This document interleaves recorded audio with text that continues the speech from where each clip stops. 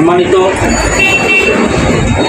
ও প্রিয় পরম সৈনিক সাংবাদিক বন্ধুগণ, আপনারা দেশের অন্যায়ের বিরুদ্ধে ন্যায় প্রতিষ্ঠাকারী যোদ্ধা। আমি আজ গভীর হৃদয়করণ, আতঙ্ক, চরম অসহায়ত্ব নিয়ে আপনাদের সামনে হাজির হয়েছি। আমি হরিকৃষ্ণ কুণ্ডু, বদরগঞ্জ একজন সাধারণ ব্যবসায়ী। আমার স্ত্রী বিএডিসির অনুমোদিত সার ডিলার, আর আমি একটি কীটনাশক দোকান পরিচালনা করি। দীর্ঘ 25 বছর ধরে বৈধভাবে সরকারি নিয়মকানুন মেনে ব্যবসা করে আসছি। আমি কোনো রাজনৈতিক দলের সঙ্গে আমার কোনো সম্পৃক্ততা নাই এবং ছিলও না, কিন্তু অত্যন্ত দুঃখের সঙ্গে জানাচ্ছি 18 নভেম্বর তারিখে রাত্রে দুর্বৃত্তরা আমার পাকা সার গুদামঘর ভেঙে জোরপূর্বক জমি দখলের চেষ্টা চালায় এবং গুদামঘরে থাকা 75 বস্তা জৈব সার, 300 বস্তা জিপসাম, 85 বস্তা জলচুন লুটপাট করে নিয়ে যায়। রাতে আমি থানায় অভিযোগ জানাতে গেলে পুলিশের সামনেই আমাকে ও আমার পরিবারের সদস্যদের মিথ্যা মামলায় ফাঁসানো, বাড়িঘর ভেঙে চুরমার করা, এমনকি নারী বুড়ি বের করে মেরে ফেলার মতো ভয়াবহ হুমকি দেওয়া হয়। সেই রাতে আমি আসামিদের নাম উল্লেখ করে এজাহার দাখিল করি। এখন পর্যন্ত থানা পুলিশ মামলা নেয়নি, এতে আমরা আরও শঙ্কিত হয়ে পড়েছি। সম্মানিত সাংবাদিক ভাইয়েরা, 1999 সালে বদরগঞ্জ পৌরসভার মুন্সিপাড়া মোড়ে আমি 3 শতক জমি দলিল মূল্যে ক্রয় করি এবং সেখানে রাসায়নিক সার রাখার জন্য গুদামঘর নির্মাণ করি।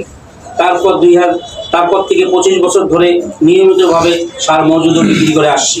আমার গুদামঘরের পাশে বদরগঞ্জ পৌরসভার একাংশের 2 নম্বর ওয়ার্ডের বিএনপির সভাপতি আবু সাইদের কিছু জমি রয়েছে। হঠাৎ করে আবু সাইদ দাবি করতে শুরু করেন যে আমার গুদামের মধ্যে নাকি তার জমি আছে। এরপর 18 নভেম্বর রাতে 7:30টার দিকে আবু সাইদের নেতৃত্বে দুর্বৃত্তরা আমার পাকা 7 পেটা গুদামঘরের দেওয়ালে অবৈধভাবে ভাঙতে থাকে। খবর পেয়ে আমি উপজেলা নির্বাহী কর্মকর্তা ও থানা পুলিশকে অবহিত করি।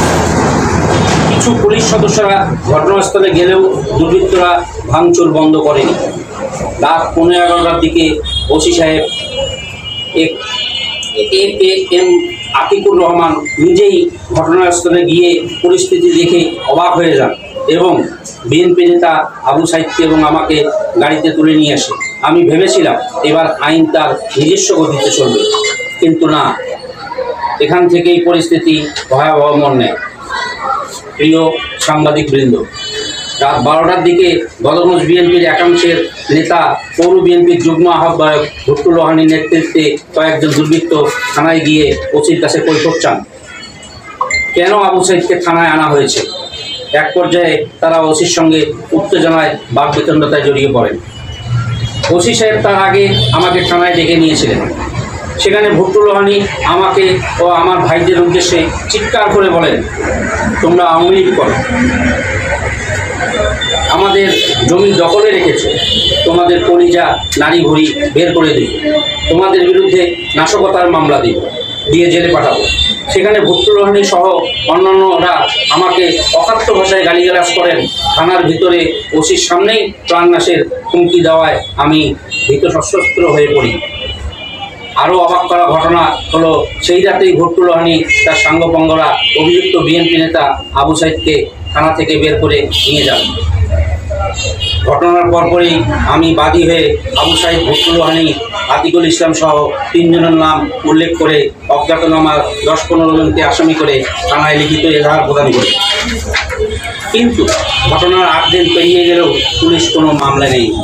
এতে আসামিরা আরও বেপরোয়া হয়ে উঠছে।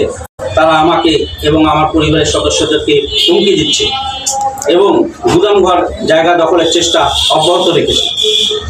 সম্মানিত সাংবাদিক ভাইয়েরা, থানা হলো জনসাধারণের সবচেয়ে নিরাপদ আশ্রয়স্থল, কিন্তু সেই থানার ভিতরেই যদি সাধারণ মানুষকে মিথ্যা মামলার ভয় দেখানো হয়, প্রাণনাশের হুমকি দেওয়া হয়, তবে আমরা কোথায় যাব?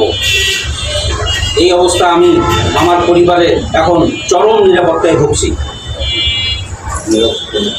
তবে একথা অস্বীকার করার সুযোগ নেই যে উপজেলা বিএনপির মূল নেতা মোহাম্মদ আলী সরকার, উপজেলা বিএনপির সভাপতি অধ্যাপক পরিতোষ চক্রবর্তী ও সাধারণ সম্পাদক আজিজুল হক সুচিন্তিত রাজনীতিবিদ এবং অত্যন্ত ব্যবসায়ী বান্ধব মানুষ।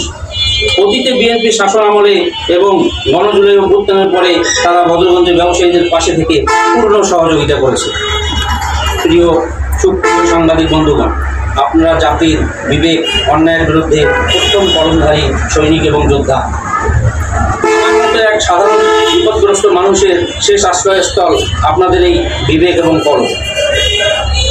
আপনাদের মাধ্যমে অন্তর্বর্তী সরকারের নিকট আমার আকুল আবেদন, আমাদেরকে রক্ষা করুন এবং আমার পরিবারকে রক্ষা করুন, ন্যায় বিচার নিশ্চিত করুন, দুর্বৃত্তের হাত থেকে আমাকে এবং আমার পরিবারকে বাঁচান।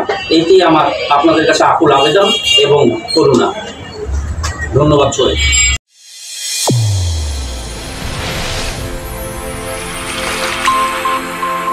চ্যানেল A1 হৃদয়ের স্পন্দন।